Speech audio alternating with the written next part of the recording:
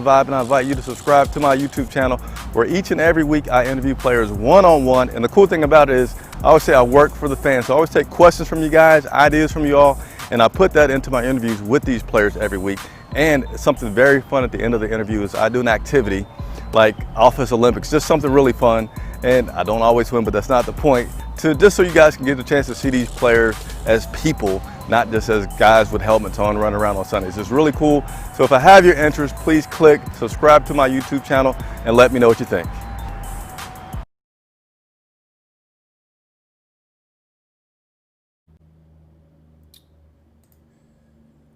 What is going on, Carolina Panthers fans?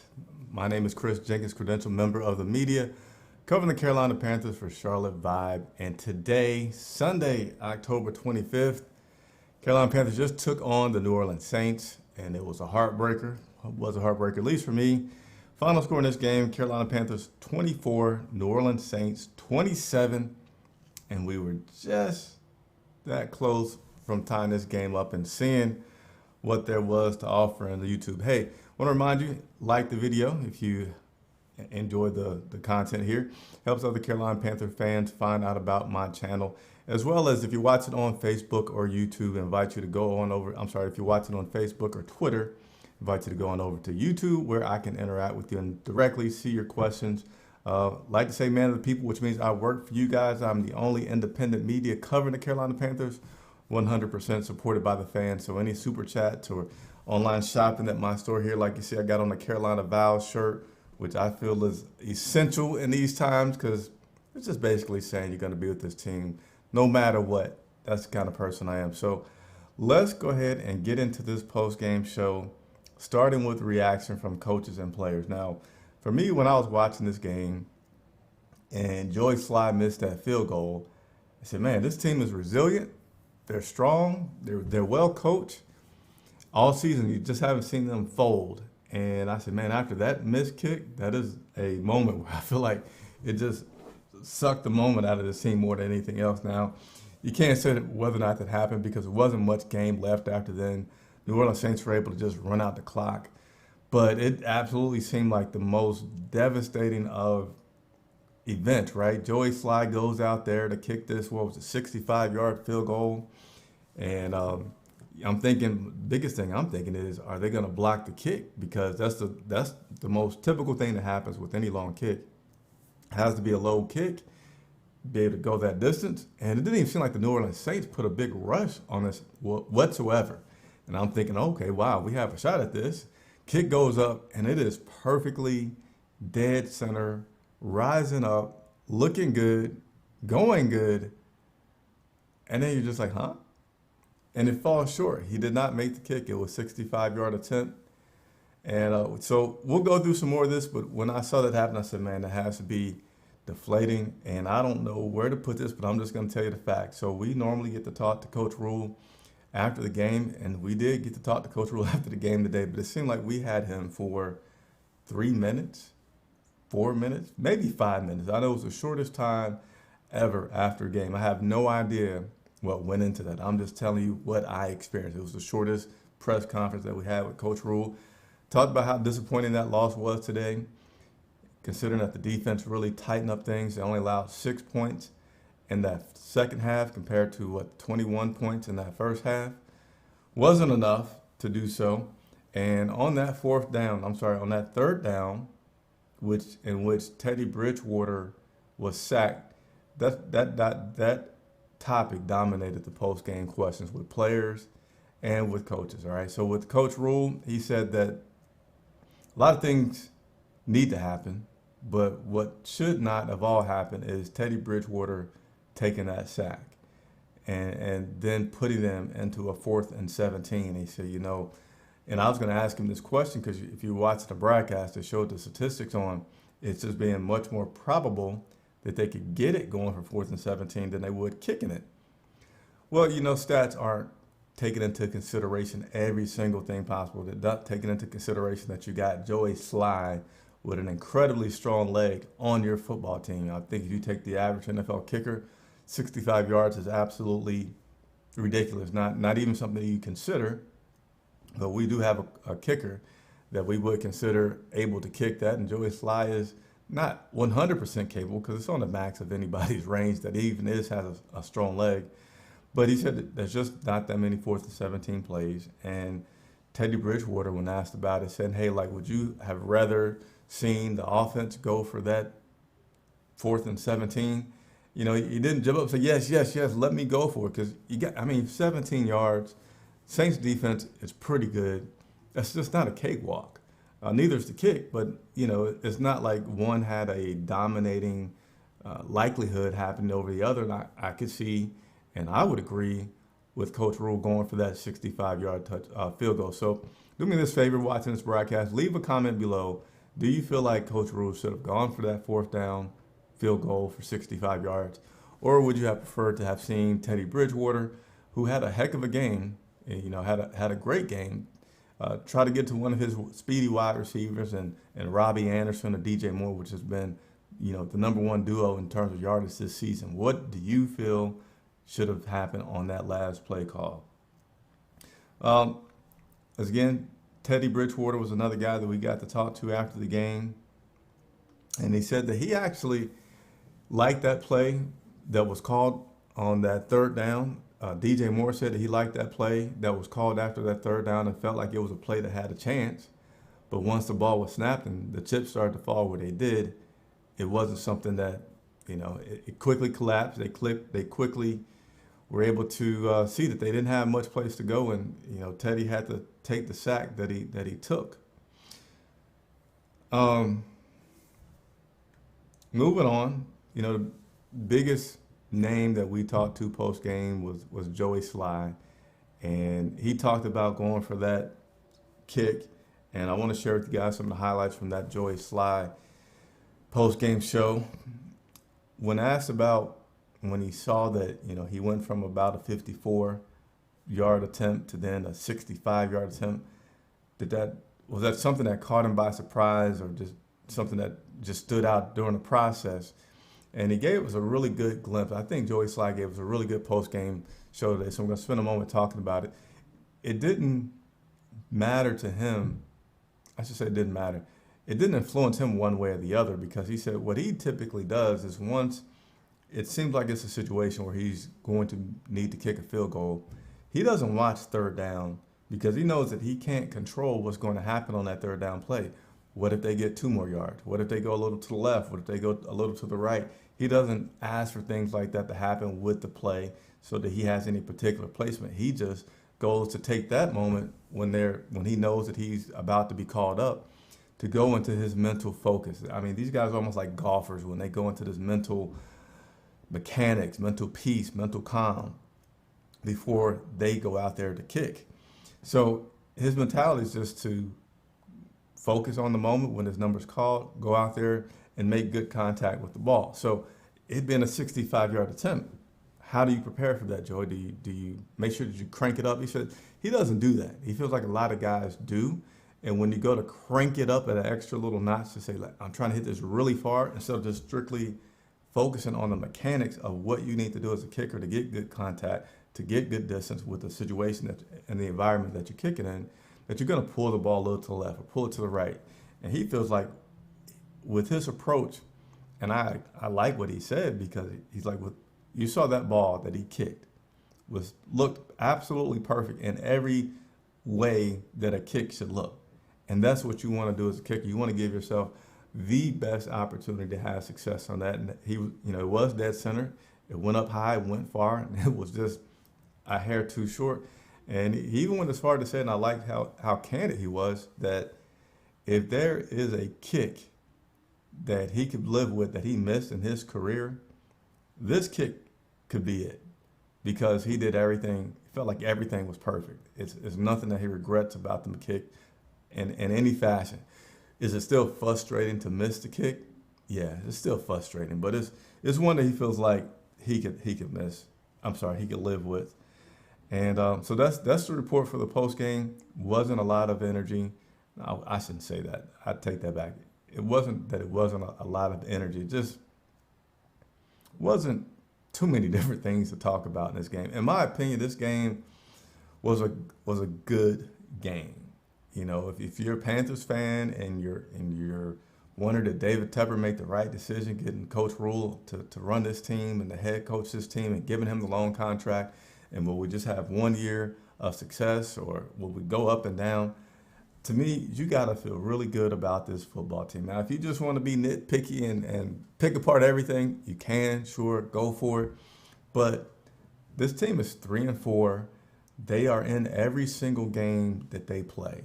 And this game, it wasn't a shootout, but basically it was each team giving each other their best efforts. And it was a game that had almost no punts, right? The New Orleans Saints didn't punt not one time. The Carolina Panthers punted one time.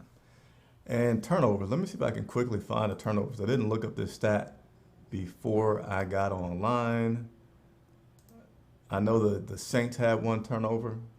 Let me see if I can quickly get to my turnover stat sheet. My apologies for not already having this up so that I could quickly, now it logged me out of the stats. I know the Saints had one turnover. I don't think that we had any turnover. Let me go ahead and get to these stats here. Team stats. Let's see.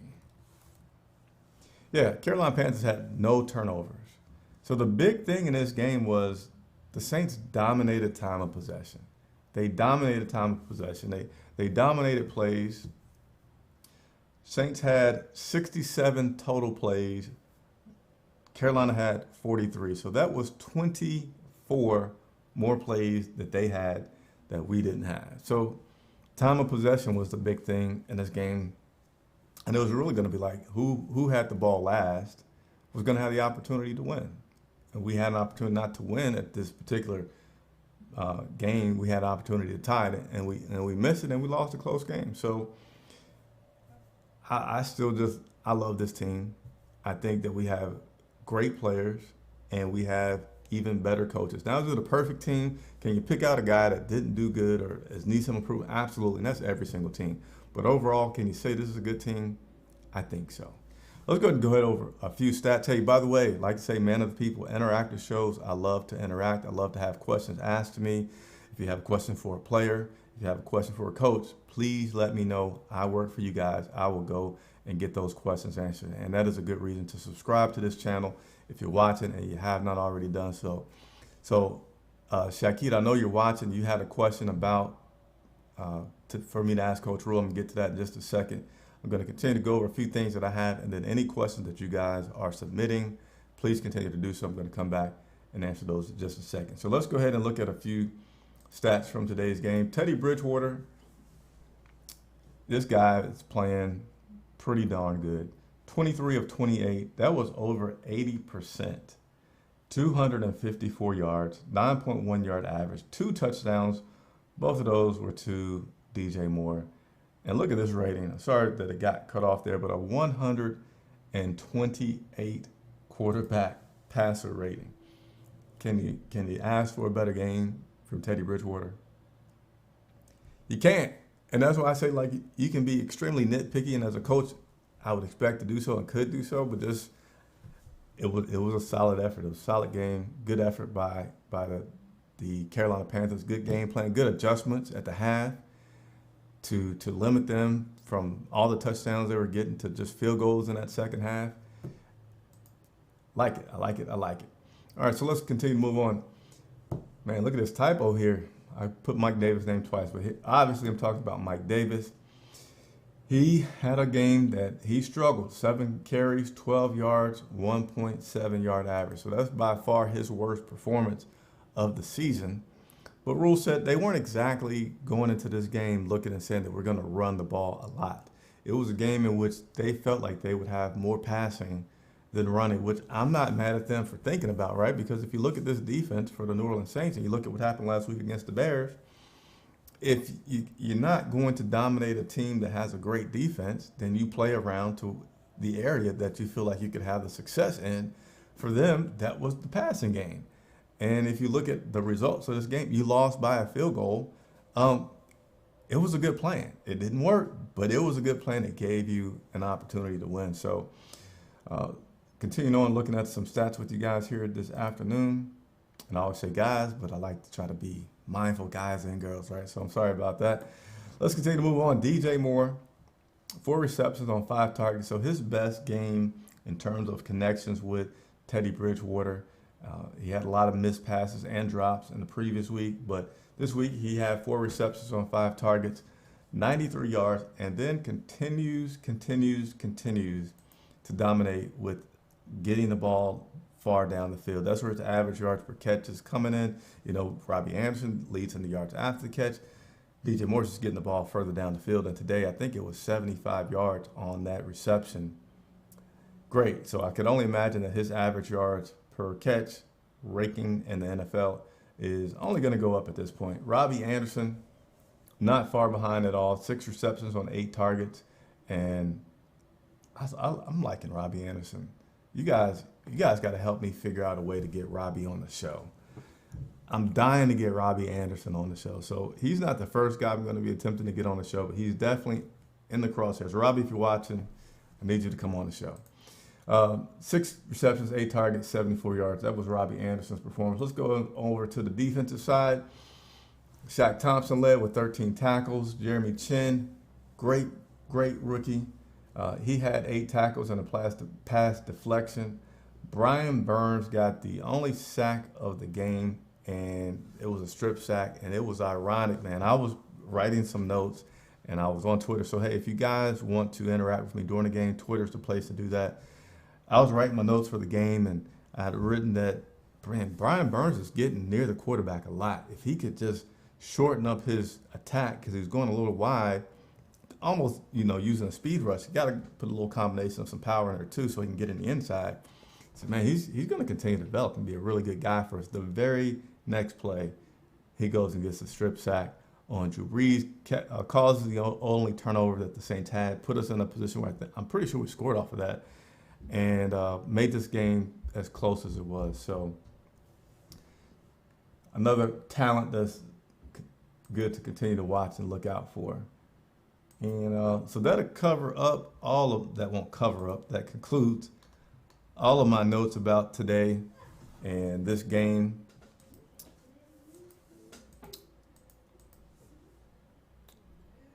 Uh-oh. Sorry, got some distractions going on. Don't have my graphics right. Bam! There go my graphics. So, again, continue to use that information right there. Anytime you have a question, especially during the games, tweet me, and I'll be sure to respond to you because I like to work for you guys. So, my conclusion and summary on this, I don't have a lot of things to point out other than I just feel like we're a really good football team. We have good players, something I just said a moment ago. We have great coaching, and I'm excited about this season. I'm excited to continue to watch this team, and I'm excited about the future. So I am going to turn over to answering some questions that are out there. See if I can hit the right button. What's up, Chris Johnson? All right, Shacked. Absolute garbage performance by the difference today is, man, I'm sick and tired of more victories. More players being on defense be held accountable for not playing to our defense. Teddy played great. Joey shouldn't get the blame. And this kick, garbage. Versus Saints had 86. All right, so a few things, and I'm just going to sum up Shaq's comments here. He is not too happy with the loss, doesn't like more victories. I understand you there. In terms of the defense, they did play against some really, really good talent on the other end, okay? They did play against a Hall of Famer in Drew Brees. They played against an excellent running back in Alvin Kamara. So I don't feel like it's an absolute mess on the defensive side. Yeah, there's improvements that need to take place. It's not an absolute mess, and I do have hope and faith that they'll be able to continue to tighten things up. There's a lot of young players out there playing on this team right now, and I feel like they're going to continue to get better in those parts. Just Teddy Bridgewater did play great. I don't think anyone's put all the blame on Joey Sly for that missed field goal at all. If you have, you shouldn't do something like that. And the Saints' success rate on third downs, yeah, they were pretty bad. Bad for us, good for the Saints. I'm going to see if I can find it super quick. Third down efficiency, we were 67%, 6 of 9. So we weren't too bad. We kind of did good ourselves on the offensive side. But the Saints, they were 12 of 14, 86%. That's just incredible. They were able to extend plays and get a lot of short things and just I don't know if their game plan was to eat up a lot of clock, but they did. They ate up a tremendous amount of clock today and playing against the Panthers, and it worked. It worked. It worked. It worked. I mean, this game could have, in my opinion, easily have been 50-47 if they had went faster and high pace because the Saints weren't exactly stopping us either. We only had one punt. So I don't feel like any team, I'm sorry, I don't feel like it was a dominant performance. I feel like it was just something unfortunate. But in my opinion, something to be optimistic about. You know, if you're mad, that means you're a big fan. You really like this team. So I don't think that you have a reason to feel like you're going to be stuck in the zone of losing. And hey, we already doing much better than last season, right? Much better. So, hey, and I'm glad that you mentioned this, Shaki, because you asked me about why did Rule not challenge the Saints' first third down conversion on that first possession. That was a question that I had queued up to ask Coach Matt Rule. Today's press conference with coaches was extremely short, so I did not get a chance to ask him, but I appreciate you supporting the channel, being a member. So tomorrow, I'm going to try to get that question into Matt Rule about that first possession and why did he choose not to challenge that. So appreciate you watching. That concludes the show for today. Again, if you like the videos, please hit that like button, subscribe. And if you're watching on Facebook or Twitter, I encourage you to head on over to YouTube. That way I can get your questions directly. I'm Chris Jenkins for Charlotte Vibe. I will see you again Thursday night as the Carolina Panthers take on the Atlanta